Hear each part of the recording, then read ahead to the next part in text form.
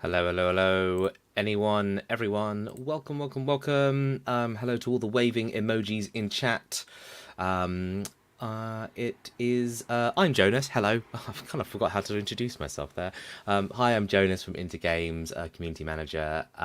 Welcome to this, the first of a long-standing series of talks that we'll be doing this year.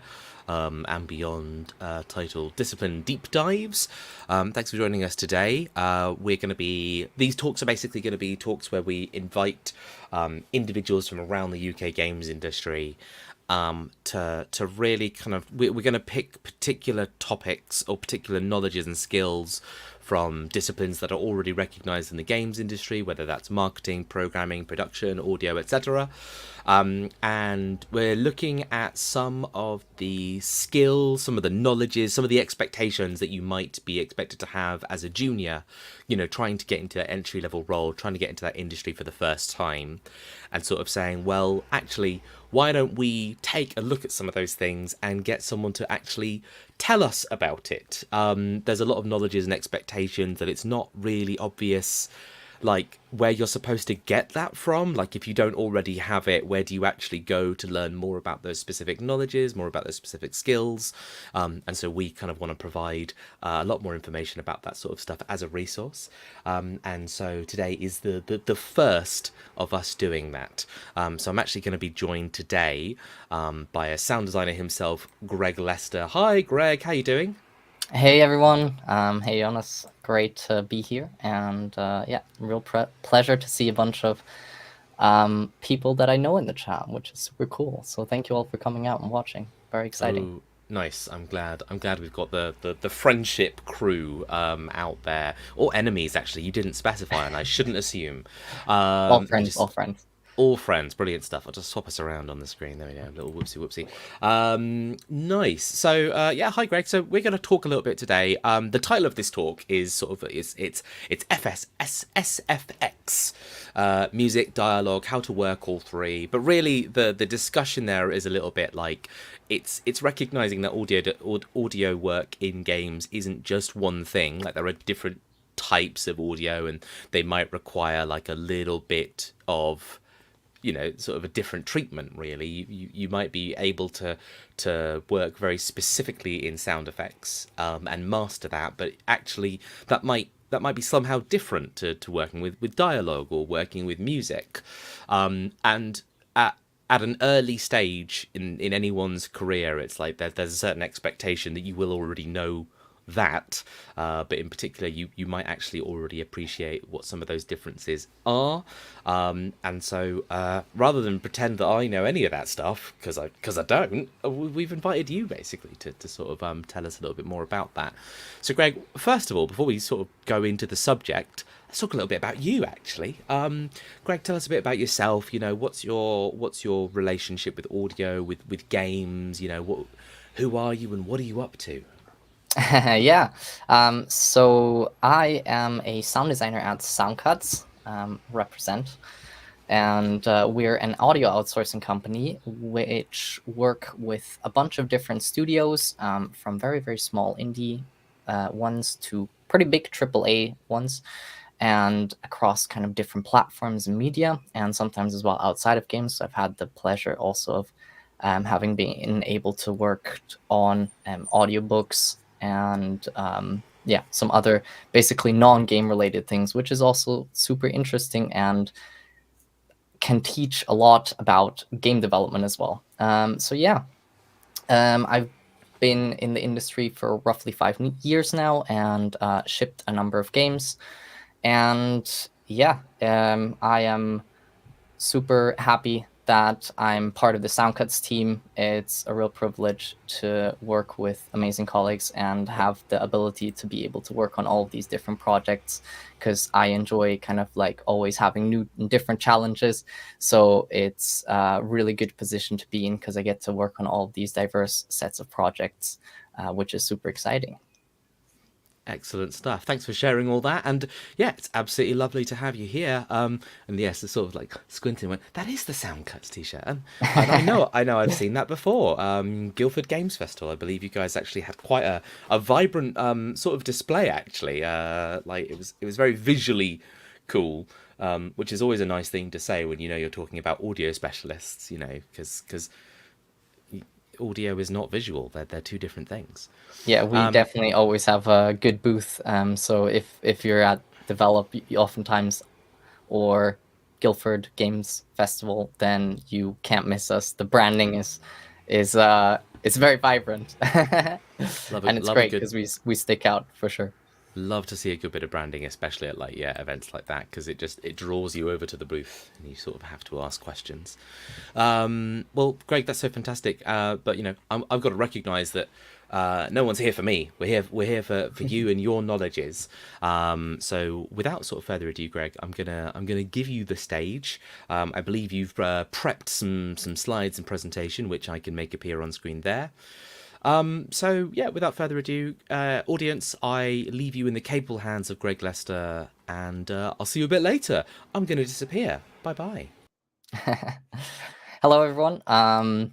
Yeah, just a little caveat before I start. I am still a little bit ill, unfortunately, from having had COVID, most likely. So if I mute myself to cough and take some sips of water, please bear with me. I apologize. It's been a bit of a rough week, but here we are. If there's any questions as well, there's obviously I can see the comments, which is great, but there's some time at the end as well. If there's anything that fits with a topic, I'm happy to answer that. But yeah, like I said, we'll have plenty of time at the end to answer all kinds of questions. So yeah, without further ado, let's get into it. So this talk, we're gonna basically talk about sound, music, and dialogue in games, and how to work with all three of them. So the first thing that I want to look at really is, what do soundscapes in games actually look at? What are they comprised of? And so we've got a couple of different food groups here. We've got ambience, which brings the world to life. These are all of the sounds in the environment, from wind and birds to creaking machinery or even hordes of zombies. We've got Foley, which brings the characters to life. These are things that are actions from the characters. So, for example, footsteps, or opening a door, hitting someone in the face.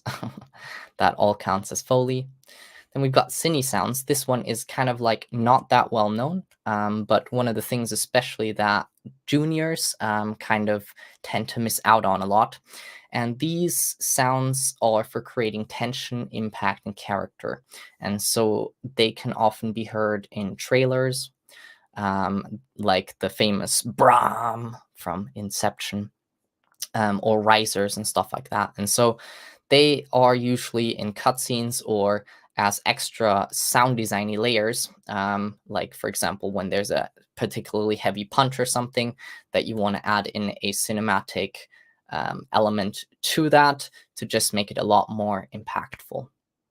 And then we've got sound effects, which are kind of all the things that aren't in those three categories, which really make actions impactful. So that could be guns, explosions, but it could also be UI or car sounds and engines and stuff like that. Then we've got dialogue, which conveys the narrative. And we've got music and stingers, which create the mood. And of course, that is like the score of the, or basically licensed music or stuff like that. And stingers are essentially one-shots. So they're like musical elements that play not as a full song, but like as a short kind of stinger, as a short element. So this could be something like the in The Legend of Zelda when you pick something up. The next thing I want to talk about is why sound is important. And so there are really three pillars that when I design sounds, music, dialogue, or anything else, that I try and look through these three pillars to inform kind of the decisions and make sure that the quality is good and that they're fulfilling their purpose. So not all sounds always have to be fulfill all three of these pillars, but they are a really good guideline. And so they are world building, feedback, and information. Short cough break. So world building is basically anything that makes the world believable. And that could be, for example, in Ghost of Tsushima, the sword slashes that we have in the sword system. In other medieval games, they're very impactful and kind of like based on hits rather than slashes. But because we're using katanas in Ghost of Tsushima, the sounds need to reflect that, and that means that we have slashing sounds instead. And so that is very much a world building decision to make the world sound a lot more believable and to be able to say, okay, this is the sound of these swords rather than traditional Western broadswords that are heavy and make more kind of impact sounds. An example of dialogue for Ghost of Tsushima would be that a lot of the VO, I think you can play the game completely in Japanese, but also when you play it in English, a lot of the characters have Japanese accents.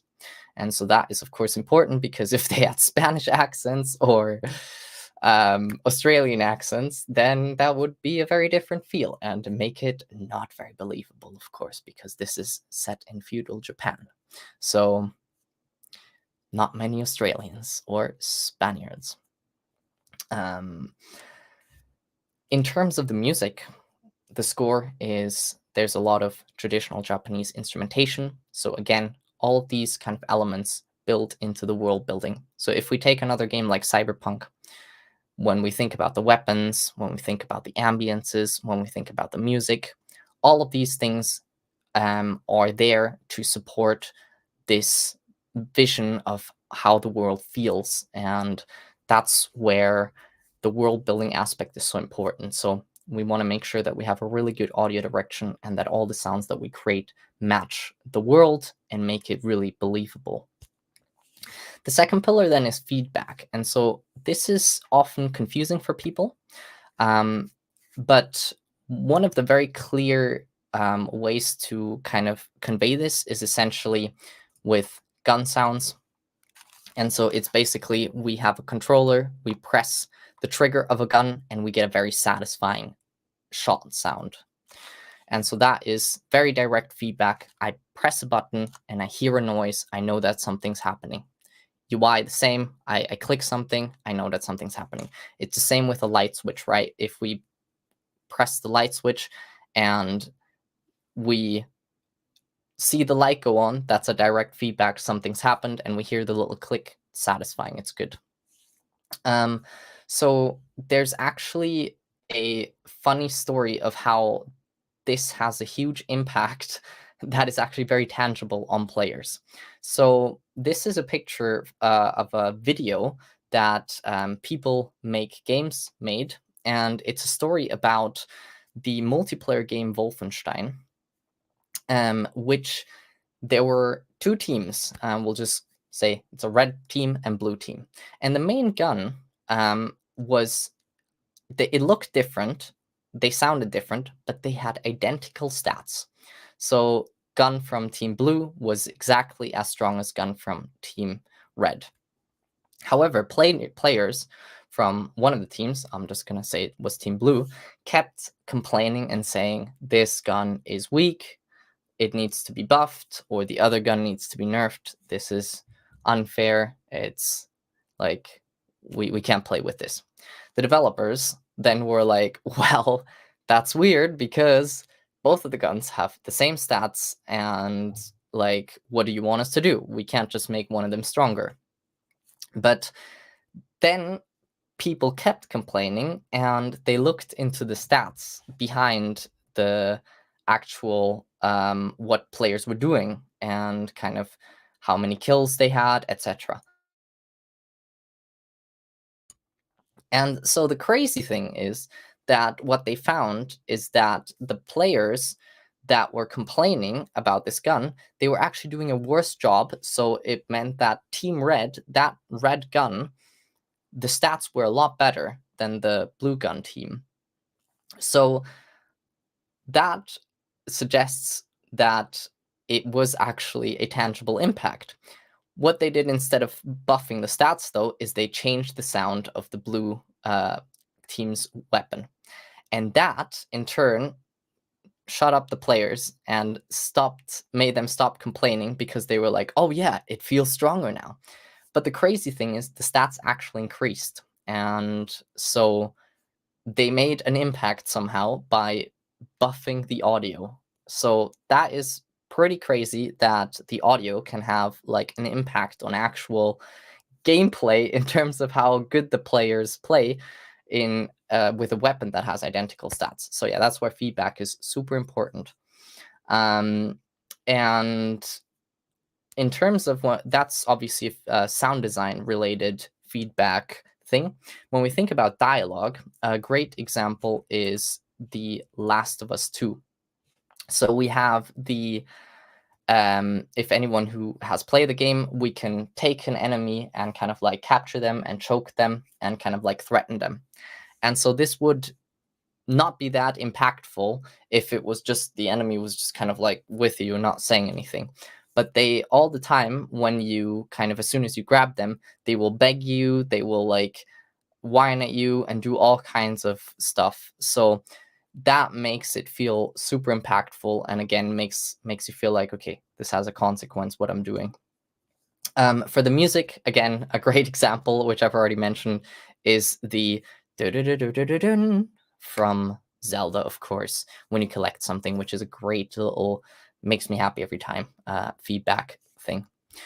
Then the last pillar is information, and this is pretty straightforward. It's what does the audio tell the player, and so these could be things like the music. It can change in a combat encounter versus in an exploration or idle scenario. So if we walk into somewhere and hear boss music, we know, oh god, about to fight a boss here. It could also be in a shooter game, like the example before. Where are the enemies shooting from? How many are there? How close are they? What weapons are they using? So we can gain all this information just from listening. We don't have to see anything. And then in terms of dialogue, again, really, really useful. Everyone's gotten a lot of like quest dialogue before. What do you need to do? where do you need to go? What do I need to fetch? What ingredients for the potion do I need? So it can just convey information. Then that was kind of an overview of these topics. I want to dive a little bit deeper into sound effects now. So for the lack of, just for simplicity's sake, I'm going to use the term sound effects to say anything that makes sound that isn't dialogue or music. So I'm going to squish all of these different food groups into sound effects, even though in the professional setting, we use sound effects as a separate food group, and then we have Foley, ambience, all of this. But we're just going to talk about sound effects as like a container that has all of them, just for simplicity's sake. So yeah, sounds convey depth and weight. So when you think about what they can do, that really is the meat of it. It's when we pick something up, when we shoot a gun, when we do anything in the game without sound, it just doesn't have the same weight and it doesn't feel good or realistic. So sound design is really there for that. Again, obviously information and those things, what I mentioned as well. But this is really one of the unique things about it. So audio to fix. There's a really funny story, actually. A game that I worked on, we kept getting bug reports. And in those bug reports, it said audio to fix. And so we basically had to compensate for the lack of visuals with audio. And so one of the things was, for example, there was a house and the player character was in a room, and in the room upstairs there was like an enemy that was holding one of our friends hostage, and so we had to basically simulate a struggle between them. So a lot of banging on the floor, some muffled voices, stuff like that, but not necessarily dialogue, but just exertions. And then that was then key for the player to go and discover and basically go to that location. But there was no visuals to make that clear. So when the camera panned upward, there was like nothing. And so what we had to do was to fix it with audio. And so in this case, audio is really important to convey these elements of the story. And again, in this case, it was like information, what's happening, feedback of like, oh, this, well, less feedback, so, but very much information and world building. And it was conveying the narrative as well of our friend that was being captured. And then the next thing was, okay, we have to go there and find them. So yeah, you will have a lot of audio to fix in your career as a sound designer or game audio person in general. And I think at the start, it can feel like, oh, why do we have to do that? But the more you kind of get into it, the more it's like, okay, this is a superpower. We are able to kind of create so much more depth through audio than would be possible with just visuals. So it's really, really cool that we're able to do that and fix these problems and these narrative gaps and holes. So I'm a sound designer. I make sound effects. What do I actually do in my job? Basically, a lot of different things, but this is the general list of what happens when I work on a new feature. And so there's a lot of different things of these things that I do throughout my days. But if we say, okay, I'm working on a racing game, then and I need to work on a new engine or something for a car, then the list would kind of, the structure will go as follows. I would need to follow or create an audio direction. And so an audio direction, what that is essentially a creative decision-making framework that helps us figure out what should this sound like and what shouldn't it sound like. So it's kind of like we put together a mood board, and this is generally on bigger projects, this is done by the audio director. And so the game will then have a very clear direction. So if we use the example of Ghost of Tsushima, obviously it's set in feudal Japan.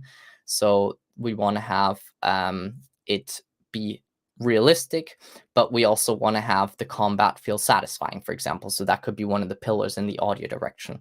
So we have to strike a balance, because swords generally don't sound that exciting. So there needs to be a balance struck between the realism versus the satisfaction and the feedback. But yeah, so then I would either follow or create an audio direction. And sometimes we need to kind of like create an audio direction within a bigger picture of an audio direction.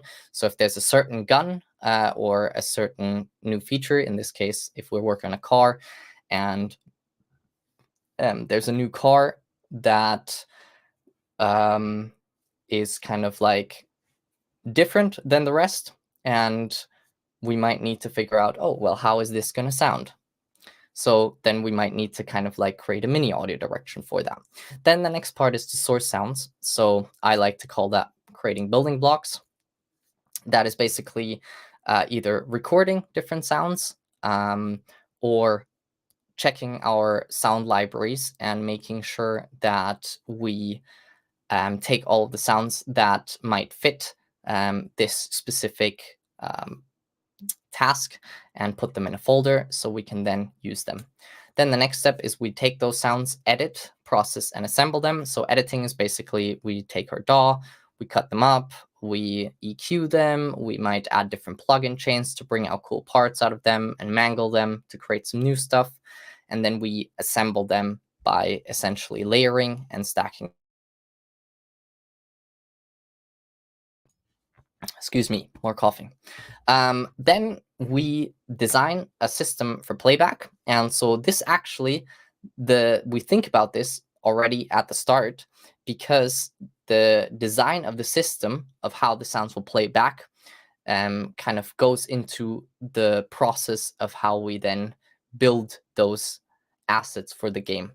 But designing the system is essentially, in this case for the car, we would have to think about, well, what are the things that can change the engine sound? So the RPM, maybe the amount of load, so the throttle as well, if we either press on the gas or release it, and then the engine changes with that. So we need to think about all these things. Maybe as well the camera perspective. Do we have an exhaust and a engine? For example, is there an in-cockpit perspective? So we need to think about all these things, because if we just think, oh yeah, make an engine sound, and then we realize like, oh, but I have a third-person camera, but also a first-person camera, and then maybe even like a on the hood camera, we obviously want the sound to change. And if we're not designing that purposefully, it won't just happen. So we need to think about these things and figure out how to do that in the design process, and make sure to maybe have either filtering or different engine layers that then mix and match during the playback process. Then we need to implement the sounds, and the implementation basically is done in something usually called middleware. So this is a software that we can use to create different systems to play back the sounds and manipulate them through game data without having to do a lot of programming. And so some people might have heard of them already. The common ones are Wise and Fmod, but sometimes this can also happen directly in the game.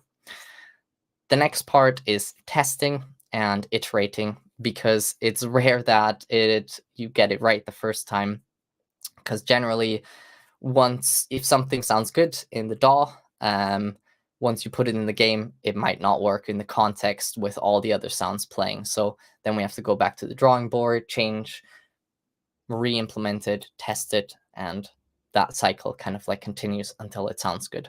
Oftentimes as well, we won't necessarily get something that is completely done. So we oftentimes kind of one-up the art department and sound. So it's like first pass art, okay, first pass sound, placeholder sounds. Second pass art, now it's looking decent. Okay, second pass sound. And then polish pass, now the art is looking amazing. Okay, now we have to make the sound really, really amazing. So it's kind of very rare that you create something and then it's just the art is done, the animations are done, the VFX are done, and then the sound is also done. That's very rare. Usually it like gets incrementally improved over longer periods of time. The last thing is bug fixing. So this happens a whole lot. There's a lot of things that can go wrong in game development.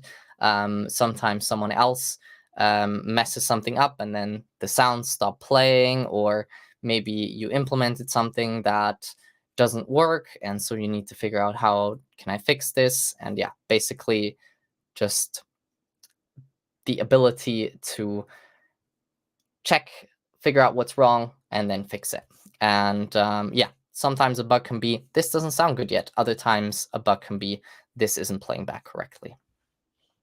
As far as juniors, so I think this is also something that juniors do, but at the start, you will definitely be not that hugely thrown into the implementation side unless you're going for a technical sound designer path. So the most important things really is to be very proficient with the sound design side. So sourcing sounds, recording, editing, processing, assembling, and then the implementation. The most important thing more is on the middleware side, but that is something that you will be helped with, especially at the start. And each game has kind of like different processes and methods oftentimes, and different tools as well. So who do sound designers work with? We work with pretty much everyone. At the start, we'll often have conversations with the design team on a feature. So I love to use my gun examples. So if we got a new gun, we have to find out, so is this gun, what type of gun is it? Does it have any special things about it? Can we have a grenade launcher on it? Is it single fire? Does it have automatic fire or semi-automatic fire or burst fire as well?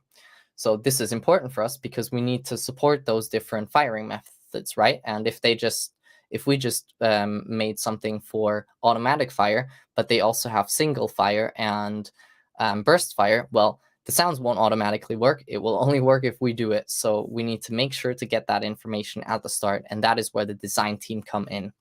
Then our team, of course, how does this look? That's where visuals are very important. So we'll get some concept art maybe, and then we can already prepare, because we will probably not get the gun until the animations are locked and the VFX has been done. So in order to prepare, we need to check out, okay, how's this going to look? Can we actually already find some libraries? Can we record some material? Can we be prepared for this already? And so that's where we want to speak to the art team. The VFX team, they make visual effects such as the muzzle flares, bullets maybe coming out, stuff like that. So it's really important to talk to them to say what kind of effects will be on the gun, or maybe even are there some things that we can use to hook into audio. Then the animation team, which of course is responsible for all the animations. The production team, which they take care of like all of the scheduling. So we have to talk to them to say, when is this going to be locked in terms of the animation? Because then we can start working on it. When is this meant to release? When do we need to be finished with sound, etc.? How long do we have? What milestone is this coming in? What's next? Blah, blah, blah. Then the programming team, so we might need certain parameters exposed that we can then use for the audio. So, for example, on the gun side of things, we might want to know how much ammunition the player has. So we want to say, hey, programmers, can we get an ammunition value that we can then use? And then the QA team, that they're the quality assurance team. They will make sure that everything is working as intended. So yeah, whole bunch of people. It's a very, very collaborative discipline. Audio is like at the very end of the chain, and any delay that happens above it, we kind of get squished down. But usually our deadlines don't change. So yeah, it sucks to be us sometimes, but it's also really cool because we get to work with everyone, and that's why we just have to be very proactive to make sure that we get the information that we need, and then that we can actually also, yeah, make sure that we're prepared so that any delays that happen, that we can hopefully still make the time window. Because yeah, it's seldom that the audio team will then get the deadline extended. But you'll have to talk again to the producer and say, oh, it slipped. We need to push it back because we won't have enough time.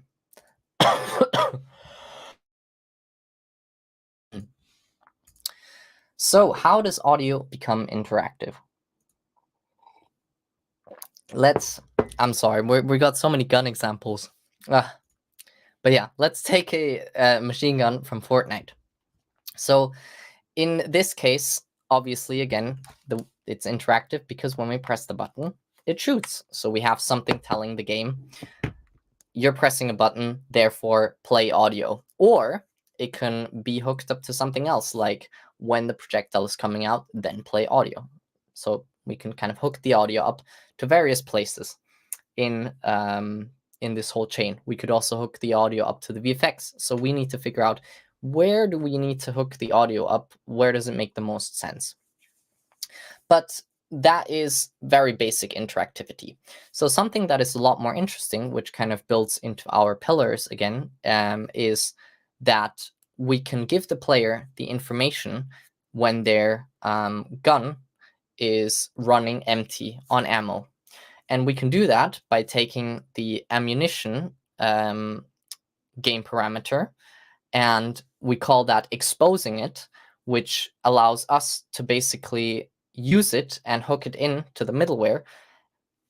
And then we can say the lower the ammo goes, the louder the mech layer of the gun gets. And maybe in the last 3 bullets, we can have a sequence of like clicks so that it becomes click, click, click. And then the player automatically knows, right, now I'm out of ammo. So they get like a very nice 3-bullet warning, and like the sound changes throughout the machine gun firing and the magazine emptying. And then they know my ammo is empty. I need to reload without them even having to look at their ammo. So that is a great use of interactive audio to give the player information.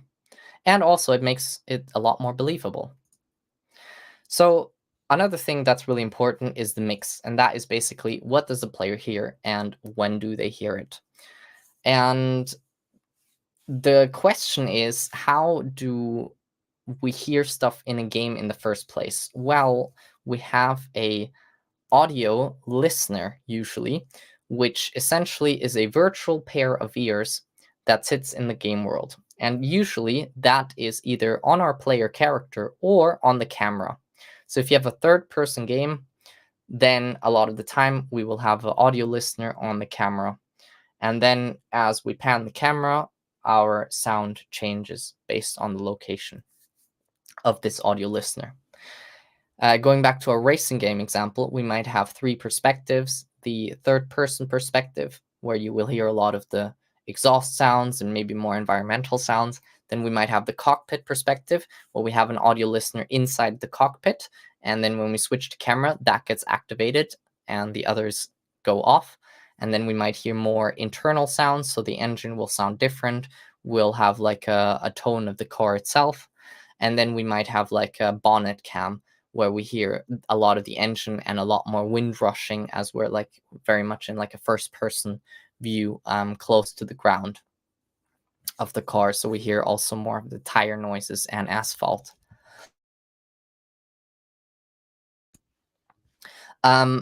In terms of what we hear, we have 3D game objects a lot of the time, which we call sound emitters. And so these you can kind of imagine as little 3D globes that sit within the world. So if there's like something like a fire, it will have a 3D emitter on it, which plays a fire sound, like a loop. And in order to simulate the distance, and we call that attenuation, we will have like a mesh around it, and that then the closer you are to the fire, the louder the sound, and then the further you go away, the quieter the sound. And we can also do things like low pass it to simulate the acoustics of the space. We can then also add extra stuff like reverb to make and delay to make the spatialization even more realistic. Then we also have 2D sounds, and that's basically as if the virtual pairs of ears had headphones on. So these are things like oftentimes the music that are just played as a 2D thing, or sometimes we might have certain ambient sounds like a wind loop or something just as a 2D sound that plays constantly. So now that we've covered sound effects, let's dive a little bit deeper into the music. So music is really, really good at emotional storytelling and being able to convey important information as well. Like I said, with the different kind of music during combat, music during exploration, all of that kind of stuff.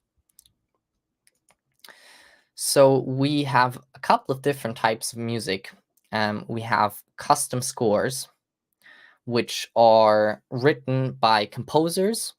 If you're working on a small indie game, then you will be wearing a lot more hats than if you're working on a big AAA game.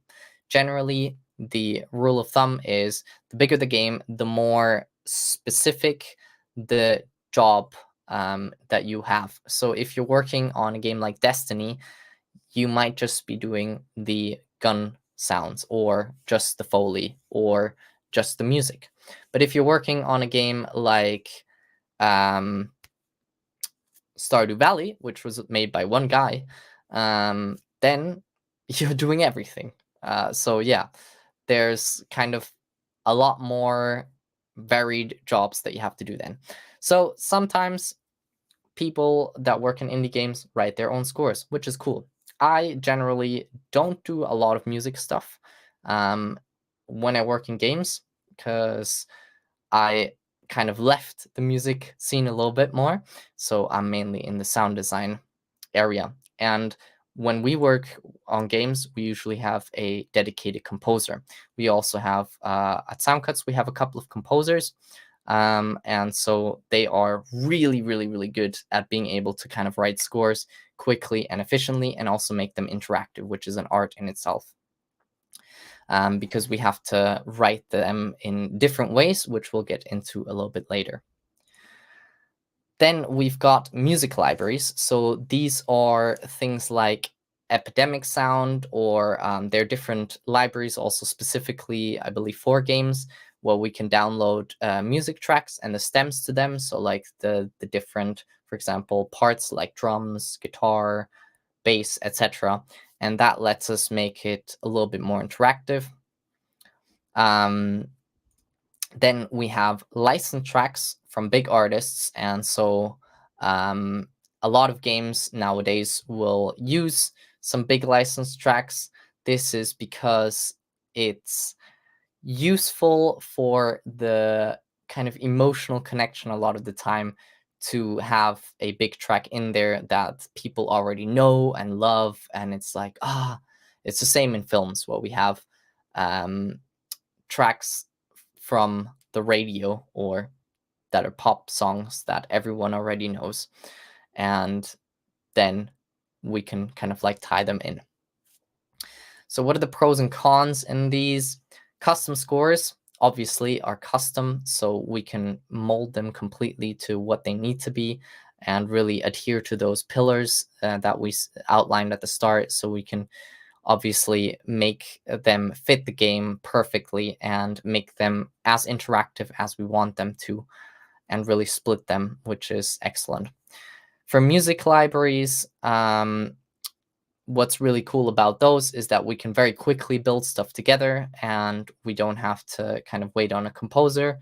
And oftentimes that can also be cheaper, but you obviously don't have as much customization. Licensed tracks have the least customization, but And they are also usually the most expensive. It's eye-watering what big artists charge, or their companies and record labels, for licensing some tracks. But again, they're well known already and established, and they can help like push an IP and yeah, be like an emotional hook point for people.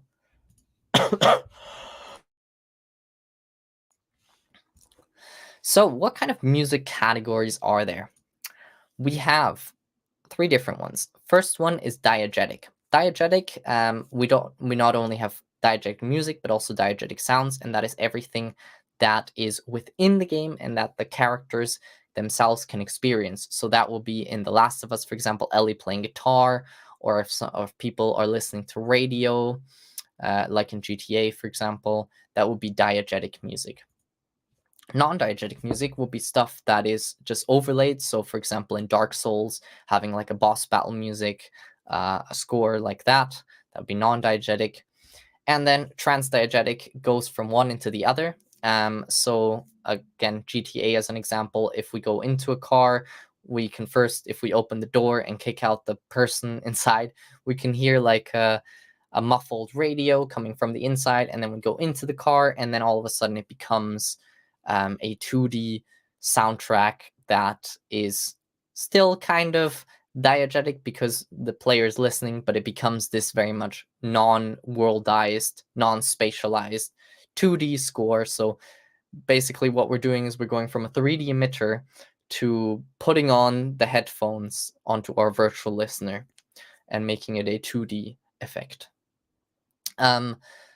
We can use these in various stylistic choices. So sometimes what you might want to have is, in one of the games I worked on, we had a scene where people were sitting and listening to the radio, and then the same song kind of then after a while became the soundtrack and the backdrop, and so that can be a very cool stylistic choice to kind of build an interesting scene. We can also have diegetic music in an interactive way. So for example, if you play Ocarina in Legend of Zelda, which is cool, so you can actually create your own music, and that's another nice way of creating diegetic music. So how do we actually create interactive scores? Just want to say again, if you are a sound designer or looking to go into game audio, unless you're in if you're looking for a sound designer position, you won't have to do this unless you're actually a composer and you're working on an indie game and you're doing the sound design and the music as well. But it's really good to know this because we might have to implement music as a sound designer potentially sometimes as well. But there are other people that are called music designers, which we'll again get to later, that deal more with that. So we have horizontal resequencing as a first technique, and that is where we have different tracks and we have it on a horizontal line, and we go from track 1 into track 2 into track 3. So that could be an exploration music, and then we switch into a combat music, and then we switch back into an idle music. And then maybe we switch into an exploration music again. And so we are horizontally changing the tracks from one to the other. That's called horizontal resequencing. Then we have vertical remixing. This is, instead of horizontal, it's vertical. And so here we might have a music piece that has drums and bass, and then we might bring in guitar, and we might remove the bass, for example. Whoops. So we might have drums and bass, then we might have drums and guitar, and then we might bring in the bass. And so this could be based on the intensity, for example. So if we instead had of the exploration loop into combat, into idle, we could have like an intensity parameter, which goes very high when we're in combat and very low when we're in exploration. We could then say, based on that intensity, we will add drums or bass or guitar based on how high that number is. And then we have a mix of both as well, where you might have like an exploration track with an intensity parameter, and if it reaches very high, then we add in another element until it then crosses over into the second music segment, for example. So here is a picture of someone that on Reddit created a breakdown of the Doom music, Doom Eternal adaptive music soundtrack. So what we have here is a little bit more of a complicated system, but Mick Gordon created kind of different songs and split them into different segments. So we have chorus, build-up, superverse, verse, intro, transition, and ambient. And you can see here, there's different states. So we've got exploring, then we've got combat phase 1. So enemies are near or have just been killed, but no immediate threat. Then we have combat phase 2. So these, again, it's low level combat music, low pass filters, built up tempo. Here it's quickly rising tempo. So we have these different segments and they play in the combat phase 2. Then we've got combat phase 3. This is obviously when it's super, super intense. And so basically, based on what is happening here, we can switch between these and build entire scores out of it, which is really, really cool. And so this is kind of like a little bit of a flow chart of how it works when it goes into what.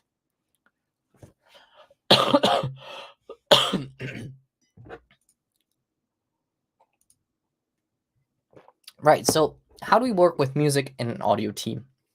So as I said before, if you're in indie, might only be one person.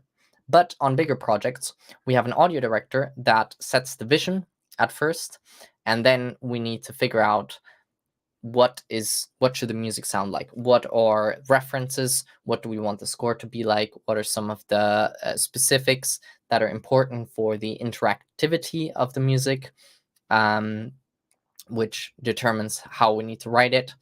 Then we have the composer, and the composer is often just a single person, but it might be a team. For example, The Flight, they're 2 people that work together as a duo, and the composers might actually also have teams behind them, especially if it's like a big orchestral soundtrack. So they might have people for the scoring. They might need to go into a big recording studio, work with an engineer, work with a whole orchestra, in which case there will be instrumentalists as well, and vocalists. So the composer will then have a lot of people that he will work or they will work with.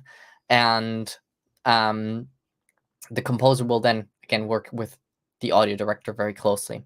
Then we have the music designers. And so the music designer is a job that is specifically taking the music stems and creating segments out of them and implementing them. So the music designer would take those different things that, for example, Mick Gordon creates for the Doom soundtrack, and then they would implement them in the levels, and making them interactive, like based on that flowchart, and they would test it out and make sure it all works and that it all sounds good. And if anything needs to change, they would then work with the audio director and the composer to say, okay, we need to change this or that. So if you're interested in music, but are not necessarily looking for a composer role, and want more of like a full-time job that is not freelance, there are music designer in-house positions. And that is a really cool role. I know some people who are full-time music designers and they really love their job. So if you've ever thought about like, sound design isn't for me, but composition is a bit tricky, then music designer might be a really, really cool road to go down. There's not a whole bunch of music designers because generally they are mostly on bigger projects, but they are definitely, the good ones are well sought after for sure. So, and just before we dive into that, what do you need in terms of the skills for a music designer? Definitely a very good understanding of music, and then also really good understanding of implementation. So learning how to use Wwise, how game engines work, how Fmod works, for example. Definitely one middleware and a game engine. That is the best call of action, because you'll be responsible for a lot of the implementation. So it's a very technical job a lot of the time. All right, so last part, dialogue. So dialogue is a very unique thing here because it allows characters to directly tell stories and convey emotions without any barrier. And it can give us information and feedback, again, through things like, you have to go here, you have to do this, have you fixed the leak in the roof, etc. So we have a couple of different types of dialogue. For one, we have spoken word, which is anything that is spoken and recorded. Then we have things like made-up languages. Examples of this are Simlish from The Sims and Planko from Planet Coaster and Planet Zoo, which are essentially kind of a gibberish, and they usually have some kind of visual indicator. Like with The Sims, often you have like an emote on top and then a very expressful sim kind of conveying how they feel about that in their language. In these cases, it's a little bit less about the information that they're giving, but a lot more about the feeling that they're conveying. But it can also be information, like if they're upset or if they're happy, and that makes it possible for them to kind of tell the player. Then we also have written dialogue with supporting sounds or exertions.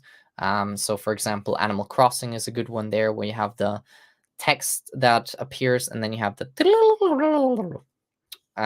or you have games where you have the written dialogue, but you have the characters go ah, huh, and so you could record a bunch of those, and then based on what is happening, what is the emotion, we can play back some different exertions. So there's obviously pros and cons to all of these. Spoken word generally is usually the biggest budget one and the hardest one. One of the things especially that people often forget about is localization.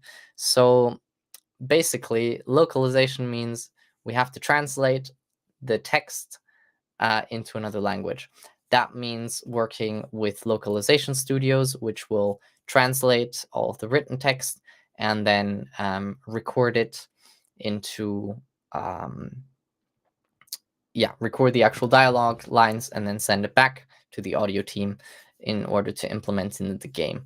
So when it comes to localization, that's really important to think about at the start of the dialogue line, because if we are doing some very cool sound designy processes and voice design, so if we have a lot of orcs and monsters and they're speaking in like Scottish and they're cool Scottish orcs, but they have a lot of processing, then once we get our French orcs or our Japanese orcs, we will have to take all of those lines and also process them. So we have to think about batch processing chains, or we have to think about, for example, making sure that we don't have to do the processing in the DAW, but we do the processing in the middleware, for example. So these are things that, again, we have to think about. If you're a junior, you generally don't have to think about that, thankfully.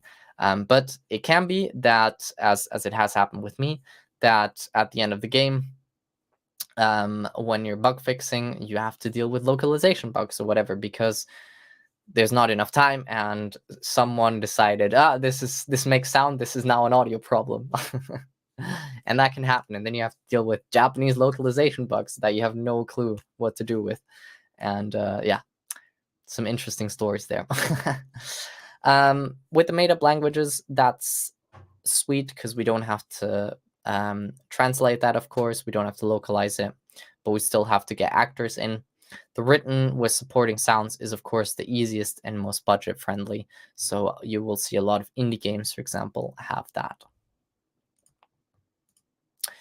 Then the dialogue pipeline. So we have at the start writing.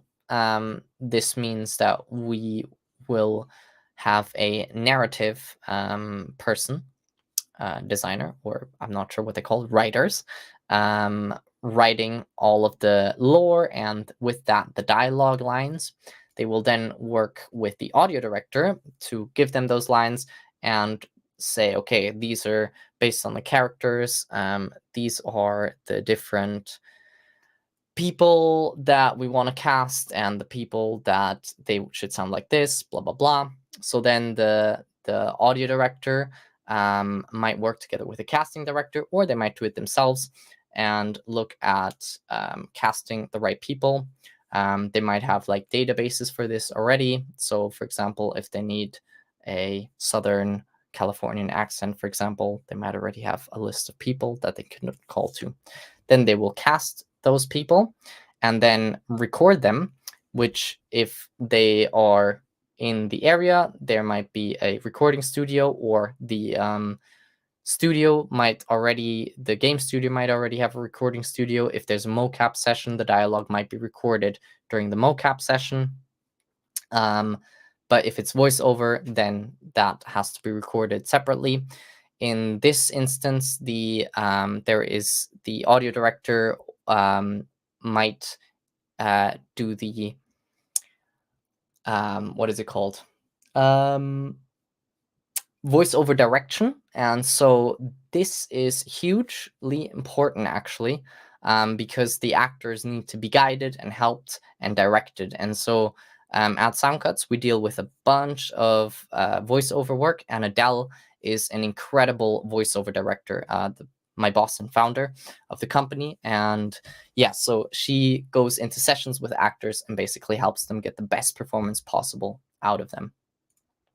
Then once the files have been recorded, that's when they go to the rest of the audio team to be edited and cleaned up. This is often done with software like RX, EQ, compression, things like that, to get, again, all the best stuff out of it and get rid of the things that we don't like pops and clicks and noise. Then we want to implement that into the game. And yeah, that is done through, again, middleware usually, or directly into the game engine. So we take those dialogue lines and bring them in. And that is it. Hope you enjoyed that. And yeah, let me know if you have any questions. I saw some of them. I think I've already answered one or two indirectly, but yeah. No, that's fantastic. Thank you so much for all of that, Greg, and like, especially with your poor throat. But hopefully you've got enough water to see you through to the end of this. And thanks to everyone in chat. Thanks to everyone who's been jumping in with little bits and bobs. I in particular, I was just like, I don't know. You brought up like Shadow Ghost of Tsushima, and I was just like, wait, I know that game and I know what you mean. Yes, those were slashing sounds, like, and with the Japanese dialogue and things like that, and just, yeah, like talking about the Last of Us with the enemies begging, and all the Zelda sound effects, like a lot of moments there that were very much like, wait, I know those sounds, and you are explaining them from an angle that I have not thought about, which I just really appreciate, just getting all of that angle, especially learning about the vertical, horizontal stuff. I've got a very good example of the vertical implementation at the moment because I'm playing Hades 2. Oh yeah, Hades really is so good. Darren Korb is a genius. I know. He's incredible. Absolutely, just a master as well of like inventing new genres from genres. You know what I mean? Like, yeah, bringing musical stylings together. But anyways, we could I'm sure we could absolutely celebrate music from other games all day. But we'll definitely answer some questions. So you said that you probably answered these questions a little bit, but what I'll do is I'll still make sure they get read. And if you just sort of want to refer back to a specific slide or a specific bit of the chat, then please do. But just to give you a chance to expand on any specific subjects, and then we will let your poor throat rest for the remainder of the evening. So I'm going to grab one of the first questions that I've seen in chat from Mags That Writer. I can bring it up on screen actually. Mags That Writer asks, how can other disciplines collaborate with sound designers better? That is a wonderful question, actually. So I think one of the biggest things is just having a consistent dialogue. So oftentimes in games we have daily stand-ups where either if it's a small team, everyone will meet. If it's a bigger team, you usually have teams based on certain factors. So that might be if the game is split into things like levels, then maybe the team from level 1 will meet, and there might be an audio person, a design person, a VFX person, an art person. Or if we're talking about like cars and other stuff, we might have like a track team, we might have like a vehicle team. So then those will meet. And so basically just making sure that you invite the sound designers in for those meetings. And in general, on one of the projects that I've recently worked on, my VFX person was awesome. He would always tell me what was happening and what he was working on. And that was just super helpful, just knowing what other people are working on, because especially with VFX or animation, those are kind of directly before audio in the pipeline. And so just knowing, they're working on this, that means I'm probably going to work on it very soon. That is super useful for audio. Nice stuff. Thanks for answering the question. And I've got another question here.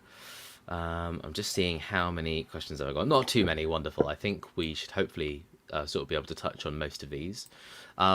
Kepsock has asked, is it harder to get into the industry as an audio designer if you are not willing to compose music?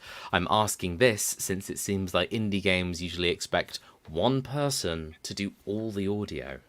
I would actually argue the opposite. I think it's easier to get into the industry if you want to do specific things, because you can position yourself better. So composers that are trying to get into the industry and kind of say, oh, I'm a composer slash sound designer, that usually means that they want to do music. And that is a big red flag for people hiring sound designers, because that usually means that they're not actually that interested in sound design. And sound design is like a discipline in itself. They have a lot of passion and knowledge. And so generally, if you're trying to go for a for a sound design job, avoid putting composer in your bio, unless it is specifically a job where they are also looking for music. If you are working on an indie game, you can find enough people out there that are super happy to write a score and help you out with the music, I'm sure. It might be tricky with the funding sometimes. That is the hardest part usually. But if you're not doing the music, that means you're got a lot of more time. That means you might be able to work on 3 indie projects and team up with a composer who will do those 3 soundtracks for those projects. Thank you very much. I've got a question lined up. Kevin Munoz Ortega, you've got the same question. Let's go for this one. What sites or areas would you recommend to start learning music composition and sound design? So, yeah, let's say you starting at zero. What resources are out there? What would you recommend? I think in terms of like community, definitely Airwiggles. There's a lot of Airwigglers in the chat. Shout out to Miguel and Thomas. So yeah, Airwiggles is a great place to ask questions, to learn a lot about like what's happening, what's going on.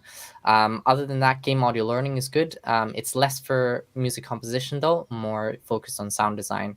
But in the future, it will also focus more on music composition.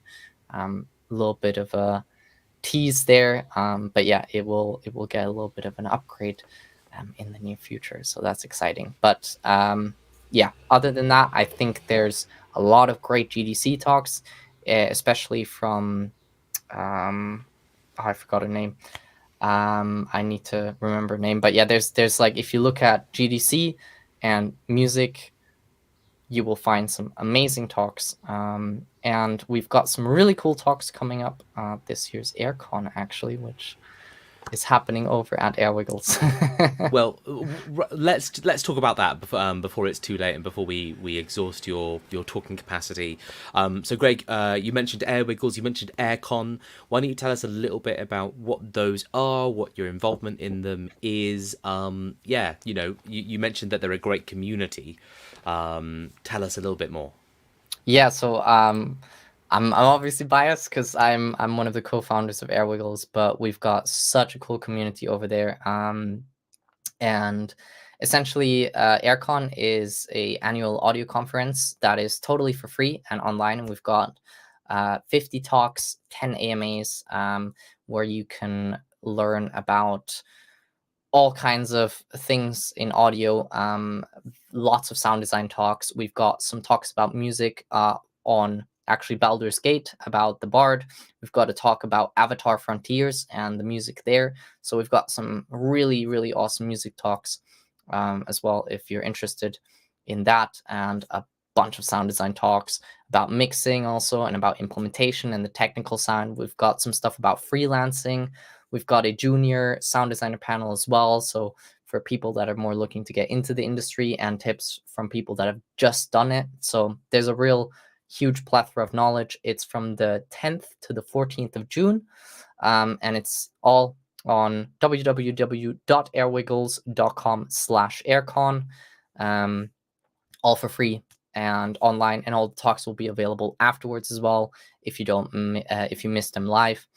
We actually also have an in-person meetup for those people that are in London on the 15th of June, which is also free, but you have to grab a ticket because there's limited slots available, and you can also find that on Airwiggles in the events tab. So yeah. Exciting stuff, and we love an event over here at Intergames, whether it's digital or in person. Really exciting stuff, and yeah, we'll absolutely be singing its praises in the Intergames Discord as well, because we've got a community of audio people that I think are absolutely biting at the chomps for more specialized, just more specific communities to their interests. So if that's your first time hearing about Airwiggles and AirCon, like, get your Google taskbar open, whatever, and start tapping away those letters. I'm gonna make time for one more question. Maybe two more. I can see that there's been two questions about middleware. So what I'll do is I'll pick the short one because it just appears on the screen nice and easy. Is it better to choose from Weak Grant? Sorry, is it better to choose one middleware or learn the basics of them all? Well, they, similar to DAWs, they do the same kind of thing, just in slightly different ways. So I think the best way to do it is to commit to one. If you're more gunning for AAA, general rule of thumb is WISE. If you're more gunning for indie projects, general rule is Fmod. But there are AAA games that use Fmod, there are indie games that use WISE. So pick one, doesn't matter, and then commit to it. And then once you learn that, you'll be able to transition to the other relatively easily, because it's same but different. They do the same things in slightly different ways. So yeah. Nice. I thought that might be nice and easy and quick one. In which case, I'll let Nicola's. Which will sort of finish off with Nicola's question here. Hey, Greg, thanks for the awesome talk. And yes, I agree. Absolutely, thanks for the awesome talk. How do you go about compiling a list of assets that need sound? Do you prioritize them in any way? Thanks. Compiling a list of assets. That's a good question, actually. So it's if you're working on an indie game or something which is most likely when you're starting out. That's how I started out and how most people start out. Then a good thing to do is just to make a big list, a spreadsheet of everything that needs sound in the game, and then to kind of like figure out what are the most vital things that you'll hear all the time. So things like, for example, ambiances might be pretty important, or the player character movement might be very important because you hear that all the time. If we have Hades, for example, the combat sounds are really important, and the movement sounds are also very important. What might be less important is like smashing a chest or something like that. So it's then kind of prioritizing the things you hear the most and the things that are most important for the gameplay, and then you can work on those first and kind of put the most time and effort into them, and then the other things that are less important, you can kind of get to those later. But yeah, hopefully that helps. Brilliant stuff. And I think with that, we've basically answered every single question that the entire world ever has had about audio ever, because why wouldn't we? So Yeah, first of all, a huge thank you to everyone in chat who has been here, who's been absorbing this information, participating in the chat, and hopefully you've all learned just a little something to take away here. A huge thing that I've learnt is that I'm gonna go look at that Doom picture that you put up earlier, the one that shows how complex the audio trees are, because I'm not an audio person, but I do love learning how it's implemented. I think there's a real charm to just seeing how it's working in the back end. I love the technical aspect, I think, of audio. So I'm going to go look that up, definitely. I can highly recommend. Mick Gordon did a talk that is on YouTube called, I think, Behind the Music of Doom, the 2016 one, and that is nuts. It's so cool. It's less about implementation, but a lot about how he made it, and wow, that guy is just incredible. Exciting. I've got that soundtrack on vinyl, so like I just love learning more about you're gonna pull out your vinyl as well. Yeah, I think I've got the Doom Eternal one. I've got the Hi-Fi Rush one behind me actually. Oh, nice. And some Final Fantasy 14 ones. But again, this isn't the show and tell. This isn't the show and tell. I have to hold back so much from just like ripping everything off the shelves. So thank you so much to the audience. I hope you've all learned something wonderful today here. I certainly have. Thank you so much to you, Greg, star of the show. Thank you for preparing all that wonderful information, providing those slides, for delivering all of this information here today. If you've joined us live, then you can absolutely go back to the beginning of this video and see anything that you've missed. If you joined us late, that's absolutely fine. This video is also available as a resource after the talk, so if you're joining us offline, not live, you know what I mean? Hello from the past, hello to the future. Thank you so much, Greg, for preparing all that. Thank you, Greg's throat, for not completely, derailing and causing us to cancel the entire event. I'm very impressed. Honey and Lemon doing its job. Honey and Lemon were carrying for sure. They were doing some good things. Thank you so much for having me. It was a blast, and I had a great time. And thank you so much for everyone that joined and asked cool questions. And just listen. So thanks a bunch. Really awesome. Thanks a bunch, everyone. With Into Games, just so you know, we'll be doing these pretty regular now. We'll be going into different disciplines. So we've done audio today, but next week I believe we've got a talk lined up for animation and then QA after that, and a whole other bunch of things, including level design, marketing, community, production, etc. So just keep an eye on what Into Games is up to if any of those areas are of interest to you. And don't worry, we will come back and do more audio stuff. Just keep your eye on the digital horizon. That's all from us. Thanks everyone for joining us. I'm going to end the stream there. Bye bye for now. Have a good one.